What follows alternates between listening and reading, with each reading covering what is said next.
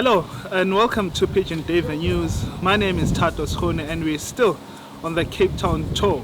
Today we are in Durbanville. We're visiting Andre Pandy, and in a few moments we'll get an interview with him. We'll get to know about his loft, we'll get to know about his pigeons and a whole lot more. Stay tuned. Hi everybody. I would like to spread a message to catch the South African pigeon news portal on pigeonduiwenews.com, and don't miss their web series where different fanciers get featured on the show every Fridays on YouTube. Pigeon Duiwe News TV. The news company is owned by Mr. Samuel,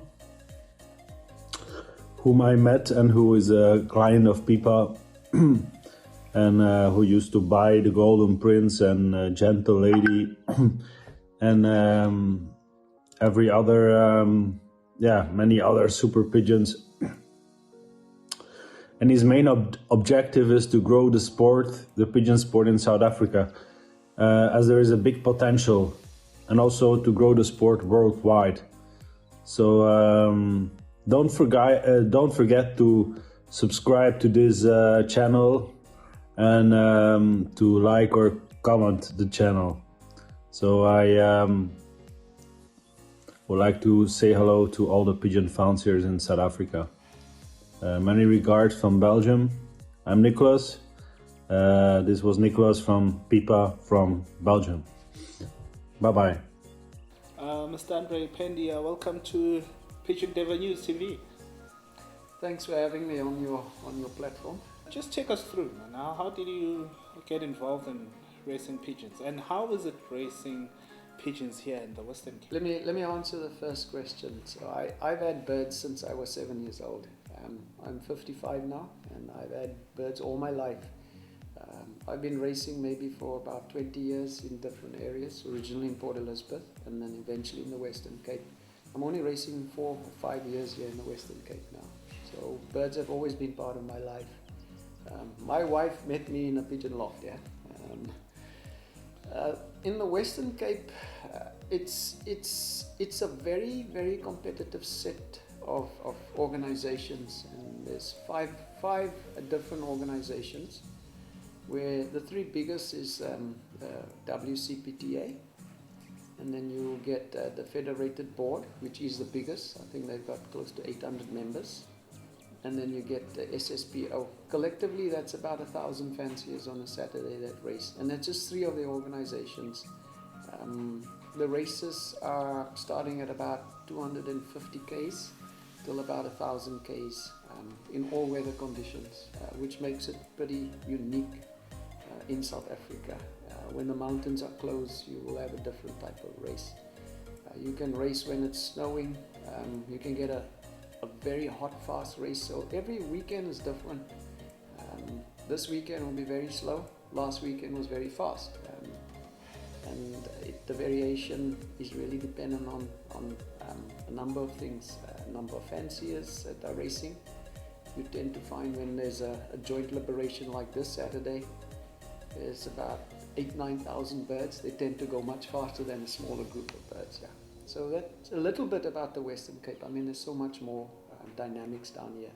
Yeah, and that number of fences, man, does that make Western Cape pigeon racing seem to be impactful? Yeah, look, there's quite a large cohort down in the Cape of individuals, and it is very, very competitive. A race can be over in 90 seconds here. Even on a middle distance race up to 500 Ks, you will have maybe 3 minutes to get a bird in, then you will be off the sheet. You won't score, yeah, on one of the trucks, yeah. So it's very competitive. There's a lot of fanciers. There's a lot of good birds here. Various strains fly down here, but what you do find is what guys won't be able to explain it in detail, but there is something like a Western Cape pigeon, which traditionally is a bird that can fly longer, it has stamina, that has endurance. you'll find many guys will still have the old strains, which are typical Western Cape birds, longer billed birds. They can fly for longer. But I must say there are modern strains coming in now. The last 5-6 years I've seen a lot of more modern strains coming in, particularly from Belgium. And they, for example, the Koopman birds are quite prominent down in the Cape. Janssen and Koopman, you find them in most of the guys' lofts. They'll have something related to that, yeah. So competitive, large variation, dynamic, and you know, just interesting to see the results every week from the different trucks, yeah. You just take us through your strains in your loft and your performance throughout with those strains. Yeah, like I mentioned earlier to you, I'm racing here 4 or 5 years. Before that I raced in the Eastern Cape region. It's day and night, flying here and flying in the Eastern Cape. It took me about 3 years just to adjust to the Western Cape style of racing. But what I did when I arrived here, I invested in the very, very best birds from the very, very best fanciers. So whenever there was a sale, I would buy the best bird on the sale, or the best birds on that sale that I thought were the best. Yeah. I did that on most of the sales the last 4 years. Yeah. And for example, I bought off Joop Knoop birds. He's very best. Janssen line. I bought the very best of Savile Penken's line. And then lastly, I bought the very best of Dickie Pretorius or Ace Fanciers. And those birds have worked for me. They have proven that they are a winning genetic line. And they every week on the scoreboard, yeah. Every week. I do race on all the trucks right now, other than the north. I think the Boland Vervoer truck. And for me, it's not about racing on the trucks. It's about finding your best genetic combination in your loft. So every week, one of my partners on SSPO, we will look at the results and say which line scored. And then you find there's three or 6 birds in your loft that are more consistent than any other loft bird there, and that's the quickest way to find your genetic profile. It's race as much races over every week, and in a very short time you will know what birds are your best in your stock loft. So this is some of the new genetic blood I've brought into the loft. I'm experimenting with the best Skittles and the Stefan Lambrecht birds. So this is a great great grandson of Best Skittle, crossed with my best breeding hen. My best breeding hen is a truck winner. Her name is Isabella, and her mother as well. Isabella's mother is a truck winner as well. It's the best of Joop Knoop birds. She's bred me many winners. So his sisters are winners, and I'm just brought the Best Skittle line in now with them, and I'm trying to kind of breed a new generation of bird. And this is the type of pigeon, the prototype I'm trying to create for my next generation of pigeon. Yeah?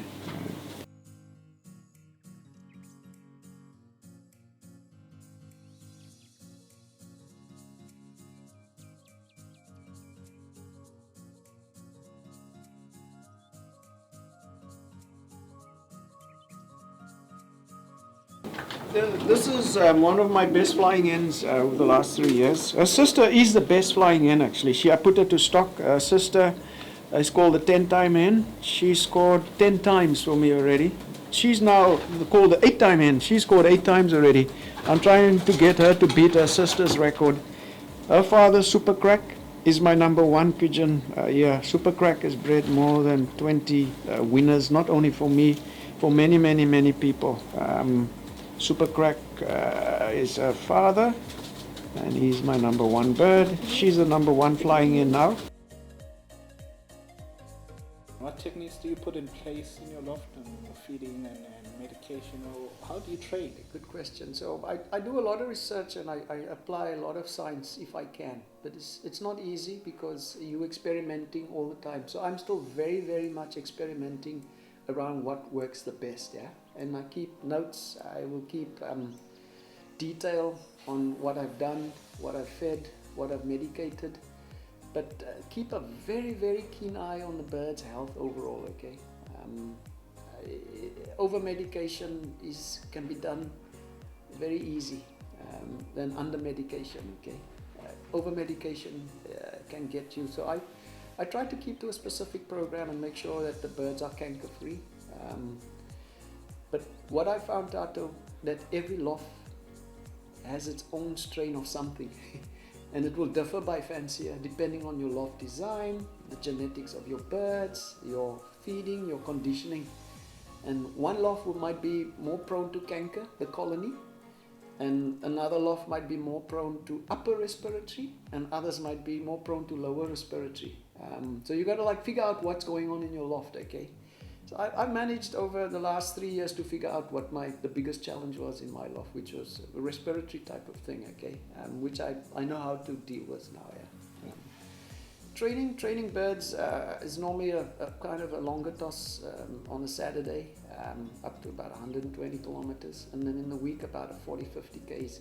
But that will vary depending on the bird's condition. So some weeks I will say, okay, I won't do 120 k's this week. I'll bring it shorter because I want to reserve the energy. Or the birds just don't want to take I can see when the birds are not ready for a longer one, their condition. But typically the birds will train mostly at home. Over a year, if you put a bird out at 9 o'clock, it might be still ranging at 11 o'clock, and that is a problem for me. That was the last 2 years I had to solve that problem by putting the birds out later in the day, after 2-3 o'clock in the afternoon, because in the morning they would run, they would race their race at home, and when you put them on a Saturday, you're just off by 6-7 minutes, and you can't figure out what's going on, okay? Solve that problem now, but yeah, the combination is training at home, it's training on the road, depending on what race we're doing, okay? How do you usually manage your loft? Yeah, so a lot of research, and then I would apply a particular, whether it's got to do with humidity in your loft, or your loft temperature, or the ventilation. So I'll do a lot of research and do adjustments in my lofts. You will notice the Western Cape is very wet. Wet and pigeon don't go together, yeah? Guys think that if you put a heater in your loft is to keep a bird warm. It's not about the warmth, it's about the humidity in the loft. How do you keep the humidity down to 55%, yeah? And how do you keep your temperature constant? So if in your loft, if your temperature, your average temperature in winter in your loft is 6 degrees or 8 degrees at night, and someone else's loft temperature is slightly different and the humidity is lower, there has to be some sort of a difference. Your bird's giving off less energy.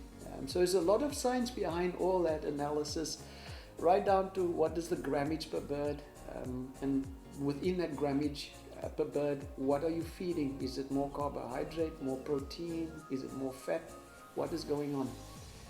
What you find nowadays with feed, the science behind feed is advanced, and you can pick up a lot on that, okay? And then, yeah, there's a big thing around pellets nowadays internationally, and what pellets contain, which is a substitute for whatever is missing in your mixture, yeah? Yeah, but there's a lot of science behind that as well that you need to get your head around. And you, as we spoke earlier, you are doing a few initiatives, having initiatives happening. Can you just briefly lay that out for us? Sure.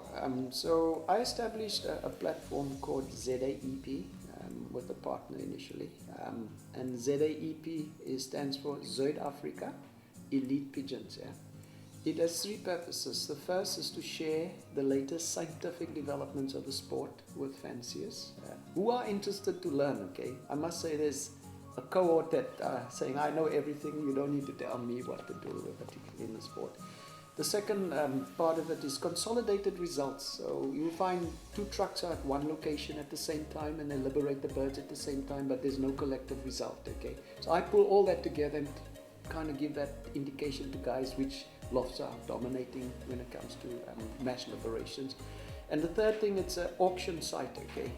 And we sell about 12 birds in a year, and those birds are researched. I will approach a top fancier and say, would you like to put a bird on? And it's not normally a bird that they would want to sell. So there's an arm wrestle around what they put on the site, okay? And I will say, no, you got to put your very best on, okay? You're selling trust. You can't put something on there that you don't want to, that you want to sell in a hurry. It's not going to work. People will find out. It's what you don't want to sell normally, okay? And guys have been great. They've supported the auction, not only the fanciers, but the buyers as well. And prices have started to look competitive. So those are three things. What I am going to do maybe later this year, early next year, is to try to have what I call a blitz auction. For guys that normally can't afford to buy a very expensive bird with a genetic profile and put it on the auction and say there's 5 birds here, you got 20 minutes to auction, it will be a fixed price, not a high price, and say, okay, here's your chance to get access. But the problem with that is your speed of your phone and your speed of your internet. So I need to figure out how to get around that and make it fair for everyone to get. It might be a draw eventually, to give people access to fantastic genetics. So that is ZAEP, and yeah, it's growing. We've got about 400 people on the platform, and growing by the day. It gets bigger and bigger. Every time I look, there's more participants. So I think it's a great platform if people are interested. What's your ultimate tip, to give guys out there? I know you're racing particularly here in the Western Cape, but just a tip for everyone. I think you must get the right genetics, because you can have the best loft design in the world. If you don't have the right birds, the right genetics, and it must be winning genetics, and it mustn't just be a flash in the pan. For me, the bird that you buy, its family, its brothers, its sisters, its mother, its father, must show a genetic profile of winning over many, many years. You can't go wrong if you start that way. And do you have closing remarks?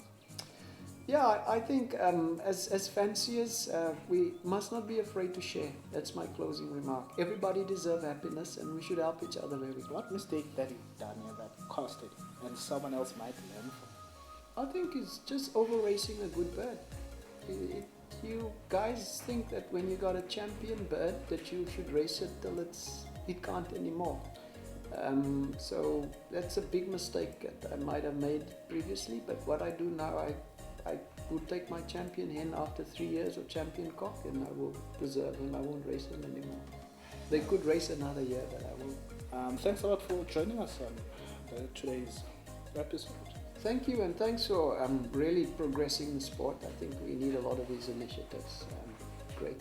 Thank you. There you have it from Andre Pandy with these initiatives. Go through and check them out. Check the ZAEP platforms for more information and other features that comes with that platform. Thanks a lot for watching. My name is Tatos Hun, and don't forget to like, share, and subscribe to this TV channel. This is Pigeon Duiwe News.